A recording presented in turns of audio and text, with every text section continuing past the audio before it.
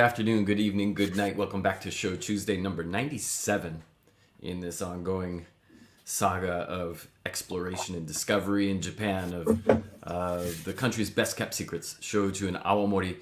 I am back in Okinawa for a final day, leaving for Tokyo tomorrow, and Steven is back in Fukuoka, his home base, and it's been a whirlwind last week or so.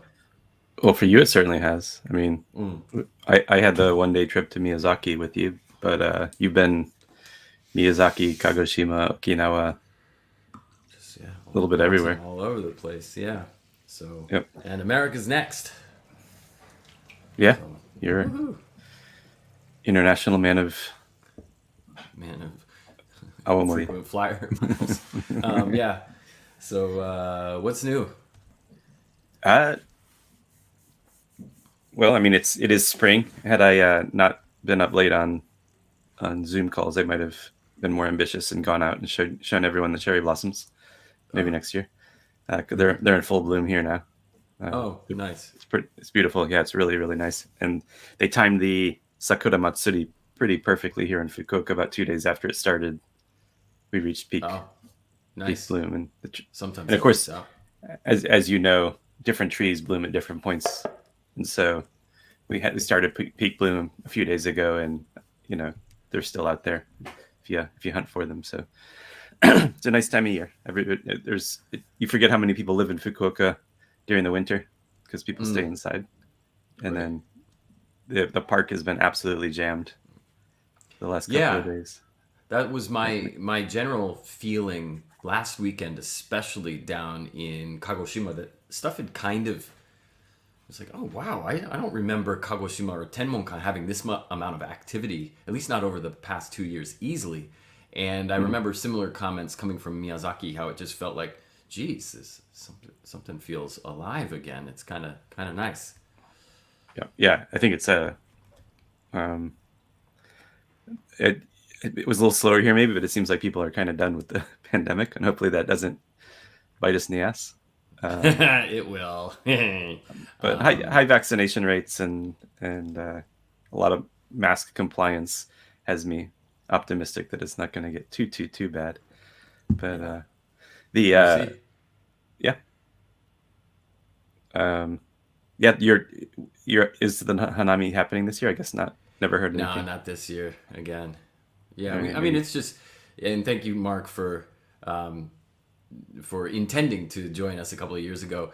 It's just we don't know what's going to be open. Until it wasn't even really clear that Yoyogi Park was going to be available, how much Mhm. of it was going to be available for people to sit outside and do the normal thing with the blue and green sheets and drinking, eating, having a Yeah. good time. So it remains to be seen. We may try to resuscitate that tradition next year, but it'll depend on where people are and who knows.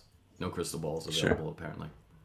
Yeah. I mean, at Maizuru Park for this Sakura Matsuri, the Sakura festival, there didn't seem to be any prohibitions. There were plenty of people out. Now you didn't see large group gatherings, but you saw there were plenty of people out with their families or their friends in small groups enjoying the Hmm. Sakura and little tipples. So yeah, it felt little more normal than the last couple of years, which was cool. Nice. Yeah, Um, finally.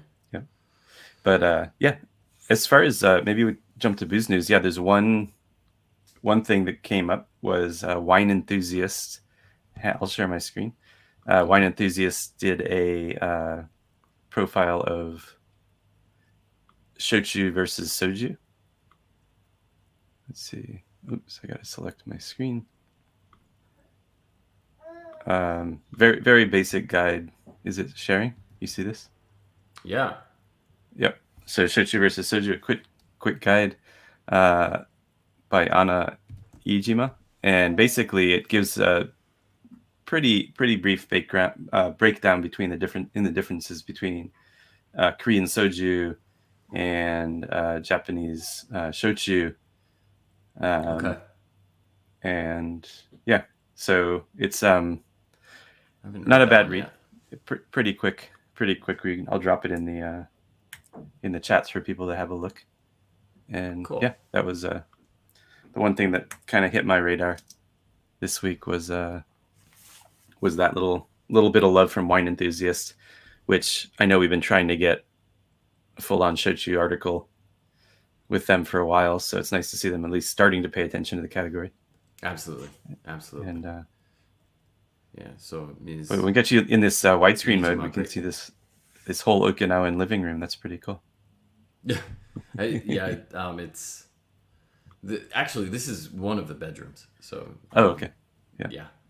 It just so happens that we had timing issues. I was up crazy early this morning doing a tasting with the Japanese consulate in New York, and so it's just been like, yeah. So I needed to be off in my own separate part of the apartment to not bother others. Gotcha. Let's see. Moving on to the next banner. What do we have? Yeah, main event. Time for the main event. Yeah, that's right. Yeah. So I'd mentioned, I guess, a few weeks ago, maybe a couple months ago, that The Way of the Cocktail had been published by Julia Momose, the extraordinary bartender at Bar Kumiko in Chicago, previously of some other pretty fantastic bars. And she grew up in Japan and now lives in the States. And she wrote it with our friend Emma Janzen, who's written a book on mezcal. Emma just co-wrote another cocktail book with another, I believe, called The Bartender's Manifesto, if I'm not mistaken, which I'll have to get my hands on. I really enjoy Emma's writing quite a bit. And so I had mentioned this book, and then it took me a little bit of time to get through it, but I thought I'd give everybody a heads up on The Way of the Cocktail with, there you go, Japanese Traditions, Techniques, and Recipes, Julia Momose with Emma Janzen. Really beautiful book, nice hardcover. I don't know if you can tell, you probably can't, but this is actually inlaid a little bit. Oh, nice. It almost looks like a picture frame. So really, really pretty. And I mean, just really great artwork, I guess. And the photography, of course, is beautiful, as you'd expect from any cocktail book. But the book itself is, I felt it was really incredibly well balanced in the sense of providing, let's see, yeah, beautiful photography, right? But really well balanced in its giving a pretty solid overview of what the drinking culture in Japan is, the history of bartending, actually probably the best profile of the history of bartending in Japan that I've ever read. Much more detailed than my introduction to the cocktail chapter in my book. Really got into which bars and it's both the bars and the bartenders, but which ones were immigrants versus, basically expats who came and worked in Japan after it opened up versus Japanese who learned to bartend here in Japan. And it really talks about which of the sort of the native cocktails, the cocktails that were developed in Japan at these famous hotel bars, which is really where a lot of this started. So there's a drink called the $1 Million that's an iconic Japanese cocktail. And these kinds of things that are you don't really hear much about outside of Japan. They're really not on bar menus outside of Japan, as far as I know. I mean, I don't normally see them, but they have their own history and their own traditions, and it's pretty cool to see how it all came about, I guess, and the evolution. And then there's a lot of practical tips on bartending, and then chock full of recipes as well. So I think for the book really works, I think, for people who are interested in Japanese cocktails, basically novices, right? People who are interested in making some of these drinks at home. It's got very clear instructions, although some of the recipes are quite complicated, obviously, because she's a professional bartender. But then it also has all of the recipes for the different what do you call it? Sorry, brain's not working yet. All of the things, the different infusions that she makes to make her cocktails. Gotcha. So like the syrups and things like that, because she'll make a syrup from some seasonal ingredient. She even teaches you how to basically pickle cherry blossoms, essentially, so that you can put those as a garnish into a cocktail for weeks or months afterward. So Okay. it's got really, really detailed information on a lot of that sort of thing, as well as I said, it's got all of the basic information that you'd need to appreciate Japanese bar culture. So it's a really, I think the balance of the book is really pretty impressive, that they were able to touch all of these different potential readers who might be interested in the book. It's a bartender is not going to read it and be disappointed. Okay. A layperson is not going to read it and be completely lost. Uh-huh. Right. So and it has really nice profiles of different Japanese spirits traditions. So there's a section on Japanese whiskey, a section on shochu, a section on awamori. They're brief, Okay. but they do give nice information. And then also a fair number of, I guess, bar recommendations, which is always nice to have. I was going to ask. Yeah. Yeah. These are bar Yeah, so recommendations where? All over the world? Primarily in Japan. Huh. And that's more early in the book, where she's talking about which bartenders have been influential more recently and what makes their bar special.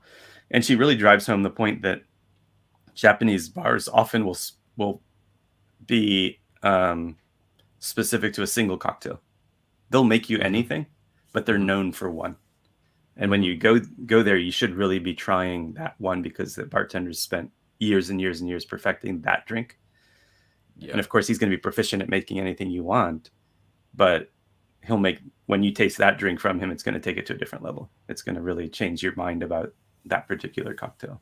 So it'd be kind of fun, I think, to put that list together and then go around mostly in Tokyo, go around these bars and try these different specific cocktails that these guys specialize in.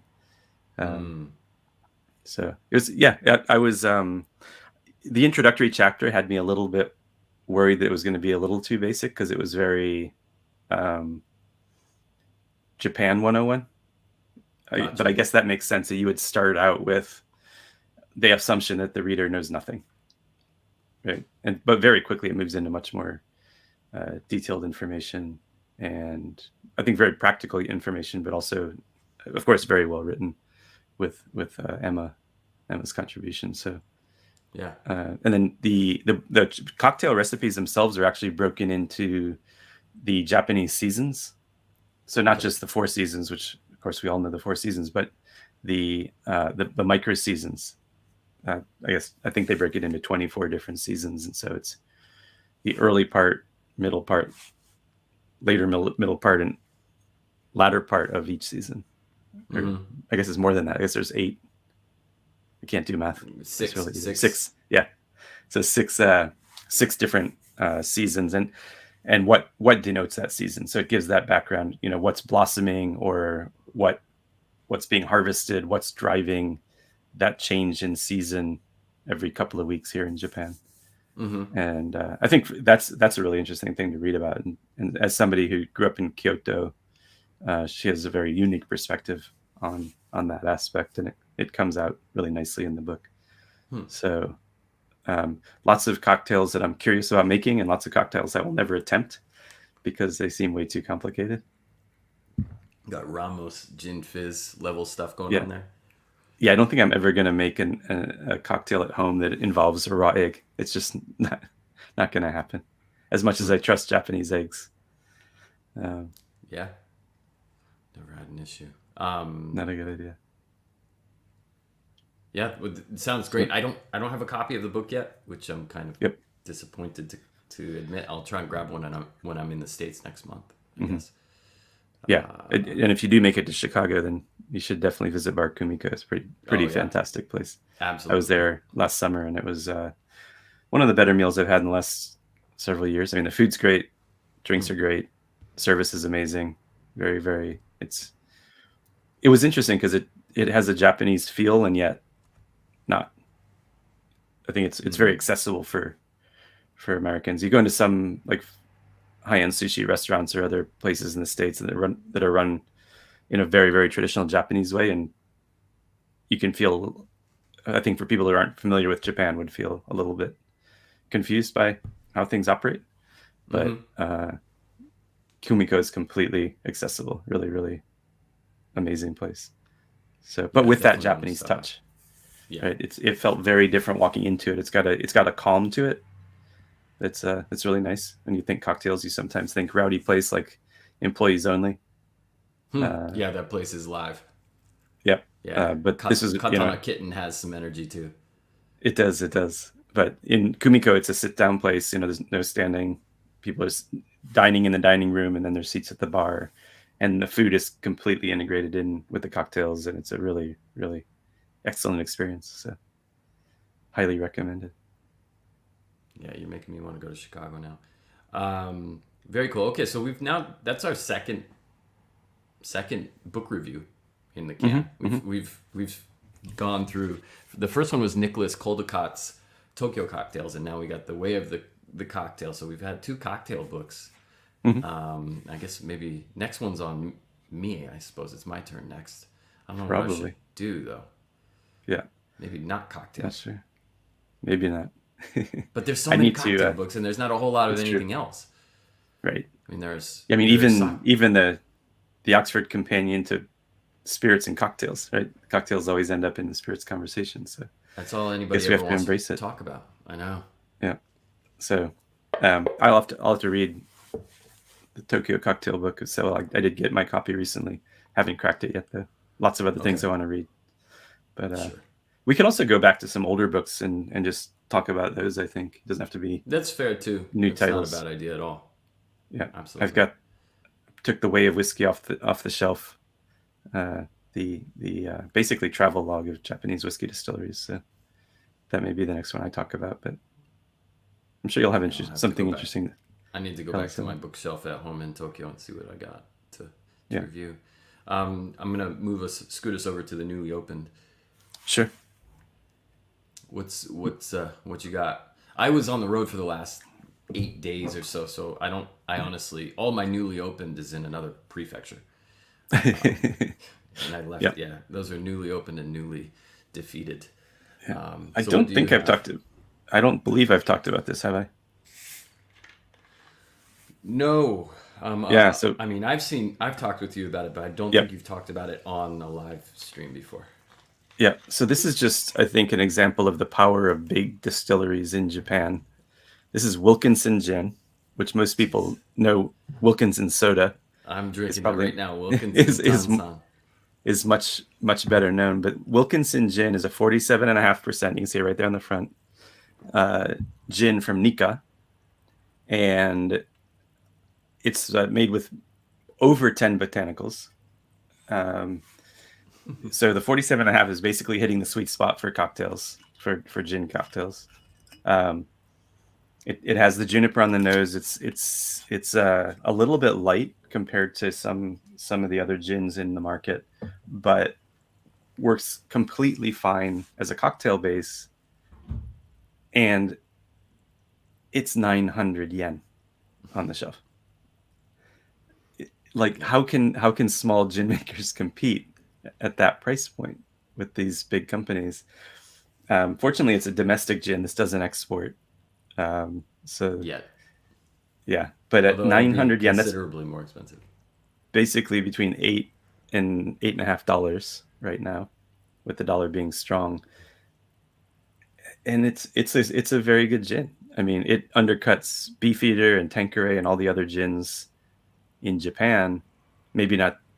I'm sure Suntory has a domestic brand that might even be cheaper, but it's probably 37% alcohol, knowing them. But this at 47%, at that price point, it's just like, it can't be beat.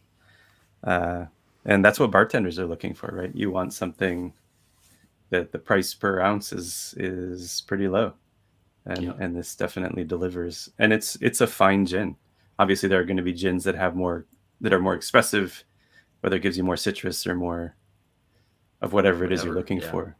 But when you're mixing it into a cocktail, this works very well. So Wilkinson gin.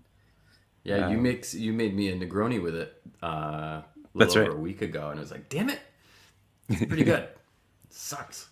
I didn't want to like it, but it works just fine. Yeah, and with a Negroni, it's 1/3 gin usually. So, the Campari and the vermouth is going to cover up a multitude of sins in the gin. It worked quite well. So I have not yet done a martini with it.